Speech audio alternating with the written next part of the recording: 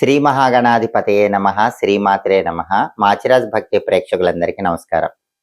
మే 21వ తేదీ నుంచి మే 31వ తేదీ వరకు ఈ 11 రోజుల్లో మేషాది ద్వాదశ రాశులకి గ్రహాల సంచారాన్ని బట్టి రాశి ఫలితాలు ఎలా ఉండబోతున్నాయో, అలాగే ఏ గ్రహాలు అనుకూలంగా ఉన్నాయో, ఏ గ్రహాలు వ్యతిరేకంగా ఉన్నాయో, అనుకూల గ్రహాలు ఇంకా అనుకూలించడానికి, వ్యతిరేక గ్రహాలన్నీ కూడా అనుకూల గ్రహాలుగా మారిపోవటానికి, అంటే వాటి వ్యతిరేకత తగ్గింపజేసుకోవటానికి ఎలాంటి శక్తివంతమైన పరిహారాలు చేసుకోవాలో, ఏ దేవీ దేవతల ఆలయ దర్శనం చేయాలో, ఏ మంత్రాలు చదువుకోవాలో, ఏ స్తోత్రాలు చదువుకోవాలో, గోమాతకి ఏ ఆహారం తినిపించాలో, ఎటువంటి దానాలు నిర్వహించాలో, ద్వాదశ రాశుల వారికి మే 21 నుంచి మే 31 మధ్యలో ఈ 11 రోజుల్లో వాళ్ళ భవిష్యత్ ఎలా ఉంటుందో, సంపూర్ణంగా రాశి ఫలాలు ఏ విధంగా ఉండబోతున్నాయో ఈ వీడియోలో మనం తెలుసుకుందాం. తదుపరి సింహరాశి.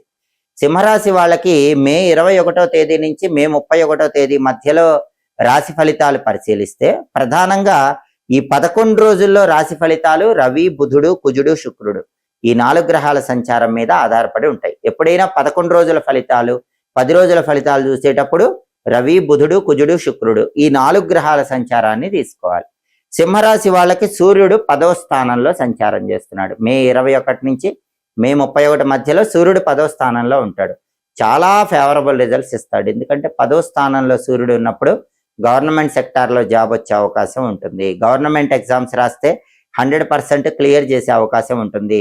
అలాగే ప్రభుత్వ కార్యాలయాల్లో ఏవైనా పనులు ఉన్నా కూడా ఆ పనులు సులభంగా పూర్తి చేసుకునే అవకాశం ఉంటుంది. సమాజంలో హోదా, స్టేటస్ ఇవన్నీ పొందటానికి 10వ ఇంట్లో ఉన్న రవి అద్భుతంగా ఫేవరబుల్ రిజల్ట్స్ ఇస్తాడు. ఆఫీసులో బాగుంటుంది, కొలీగ్స్, బాస్ అందరు అనుకూలంగా ఉంటారు. సమాజంలో కానీ ఆఫీస్లో కానీ ఒక హోదా, స్టేటస్ పొందటానికి రవి చాలా ఫేవరబుల్ రిజల్ట్స్ ఇస్తాడు. ఆరోగ్యం కూడా బాగుంటుంది. అలాగే సింహరాశి వాళ్ళకు బుధుడు 10, 11 స్థానాల్లో సంచారం చేస్తున్నాడు.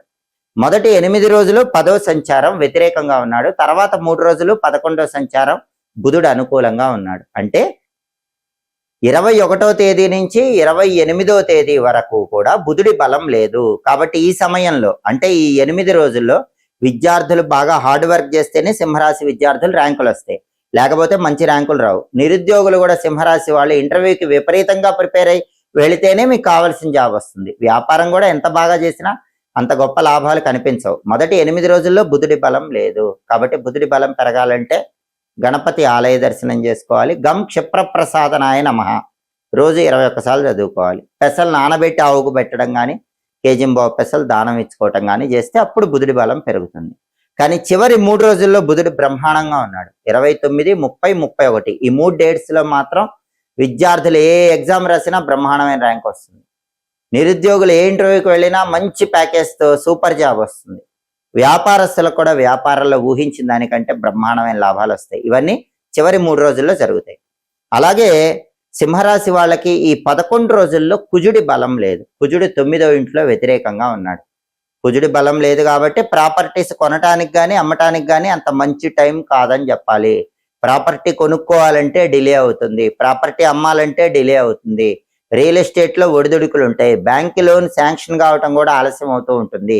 బ్రదర్స్తో కొన్ని డిస్ప్యూట్స్ ఉండే అవకాశం ఉంటుంది. 9వ స్థానంలో కుజుడు వ్యతిరేకంగా ఉన్నాడు. కాబట్టి కుజుడి బలం పెరగాలంటే సింహరాశి వాళ్ళు ఒకసారి ఈ 11 రోజుల్లో ఎప్పుడైనా కందులు నానబెట్టి బెల్లంతో కలిపి ఆవుకు పెట్టడం, లేదా కేజింబావు కందులు ఎర్ర వస్త్రంలో కట్టి పంతులు గారికి దానం ఇవ్వటం చేయాలి. అలాగే కుజుడి బలం పెరగాలంటే ఓం నమో నారసింహాయ ఈ మంత్రాన్ని 21 సార్లు రోజు చదువుకోవాలి. లక్ష్మీ నృసింహ కరావలంబ స్తోత్రం చాంటింగ్ వినాలి. అప్పుడు కుజుడి బలం పెరుగుతుంది. అలాగే శుక్రుడు సింహరాశి వాళ్ళకి ఈ 11 రోజుల్లో 11వ స్థానంలో చాలా అద్భుతంగా ఫేవరబుల్ రిజల్ట్స్ ఇస్తున్నాడు. శుక్రుడి బలం బాగుంది. మే 21 నుంచి మే 31 మధ్యలో సింహరాశి వాళ్ళకి 11వ స్థానంలో శుక్రుడు ఏం చేస్తాడంటే ఆకస్మిక ధన ప్రాప్తి యోగం ఇస్తాడు. అనుకోకుండా ధనం కలిసి వచ్చేలాగా చేస్తాడు. సినిమా, టీవీ రంగాల్లో, సంగీత, నాట్య రంగాల్లో కొత్త అవకాశాలు అందుకునేలాగా చేయగలుగుతాడు. భార్యాభర్తల మధ్య అన్యోన్యత ఇస్తాడు. టెక్స్టైల్, లేడీస్ ఎంపోరియం, బొటిక్ లాంటి వ్యాపారాల్లో మంచి లాభాలు ఇస్తాడు. బ్యూటీ రిలేటెడ్ బిజినెస్లు చేసుకున్నా కూడా చాలా అద్భుతంగా కలిసి వచ్చేలాగా చేస్తాడు. మొత్తం మీద ఏదో ఒక విధంగా ధనయోగాన్ని మాత్రం 11వ ఇంట్లో ఉన్న శుక్రుడు సింహరాశి వాళ్ళకి చాలా అద్భుతంగా కలిగింపజేస్తాడు. అంటే సింహరాశి వాళ్ళకి మే 21 నుంచి మే 31 మధ్యలో శుక్రుడు చాలా అద్భుతంగా ఉన్నాడు, సూర్యుడు చాలా అద్భుతంగా ఉన్నాడు, కుజుడి బలం మాత్రమే లేదు. బుధుడు కూడా మొదట్లో బాలేకపోయినా చివరి 3 రోజుల్లో అనుకూలంగా ఉన్నాడు. కాబట్టి మొదటి 8 రోజులు బుధుడి పరిహారాలు, అలాగే ఈ 11 రోజుల్లో కుజుడి పరిహారాలు చేసుకుంటే కనుక సింహరాశి వాళ్ళకి అన్ని గ్రహాలు అనుకూలంగా మారటానికి అవకాశం ఉంటుంది. వ్యతిరేక ఫలితాలు తగ్గిపోయి ఈ 11 రోజుల్లో సంపూర్ణంగా శుభ ఫలితాలు అందిపుచ్చుకోవచ్చు. జ్యోతిష శాస్త్రంలో రాసులకి ఎంత ప్రాధాన్యత ఉందో, సంఖ్యాశాస్త్రంలో పుట్టిన తేదీకి కూడా అంతే ప్రాధాన్యత ఉంది.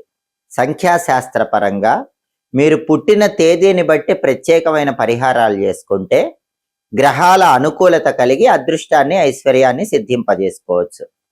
స్త్రీ పురుషులు ఎవరైనా 1, 10, 19, 28 తేదీల్లో జన్మించినట్లయితే వాళ్ళని సూర్యగ్రహ ప్రభావ జనితులుగా సంఖ్యాశాస్త్రంలో చెప్పారు. కాబట్టి 1, 10, 19, 28 తేదీల్లో జన్మించిన వాళ్ళు సూర్యుడిని ఎక్కువగా పూజించాలి. ప్రతిరోజు సూర్య భగవానుడికి సంబంధించిన స్తోత్రాలు వినాలి. అలాగే నెలకొక్కసారి గోధుమలు దానం ఇచ్చుకోవాలి. అప్పుడు వాళ్ళకి జీవితంలో తొందరగా అదృష్టం కలిసి వస్తుంది. అలాగే సంఖ్యాశాస్త్ర పరంగా 2, 11, 20, 29 తేదీల్లో జన్మించిన వాళ్ళని చంద్రగ్రహ ప్రభావం ఉన్న జాతకులుగా చెప్తారు. ఇటువంటి వాళ్ళు ప్రతిరోజు కూడా చంద్రుడికి అధిష్టాన దేవుడైనటువంటి పరమేశ్వరుణ్ణి గాని, లక్ష్మీదేవిని గాని ఎక్కువగా పూజించాలి.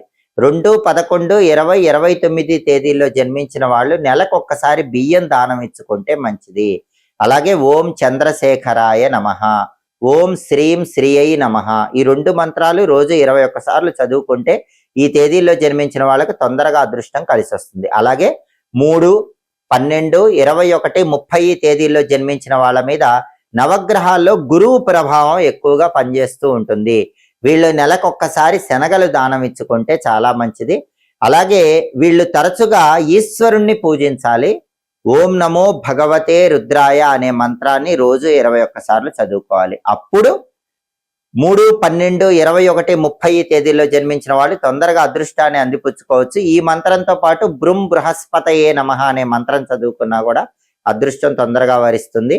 4, 13, 22, 31 తేదీల్లో జన్మించిన వాళ్ళని రాహుగ్రహ ప్రభావ జనితులుగా సంఖ్యాశాస్త్రంలో చెప్పారు. కాబట్టి వీళ్ళు దుర్గాదేవిని ఎక్కువగా పూజించాలి. వీలైనప్పుడల్లా దుర్గాదేవి ఆలయంలో నిమ్మకాయ దీపాలు వెలిగించుకుంటే చాలా మంచిది.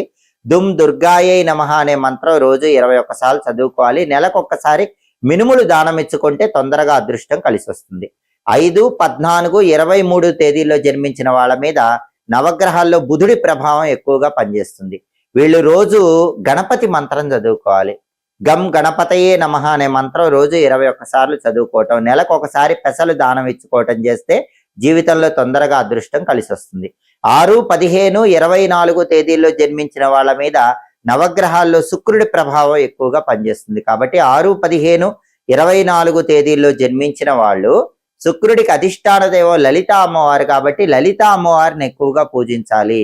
ఓం రాజరాజేశ్వరి రాజ్యదాయిని రాజ్యవల్లభాయే నమో నమః అనే మంత్రం రోజు 21 సార్లు చదువుకోవటం, నెలకొక్కసారి అలసందలు అంటే బొబ్బర్లు దానం ఇచ్చుకోవటం ద్వారా జీవితంలో తొందరగా మంచి పురోభివృద్ధి ఏర్పడుతుంది.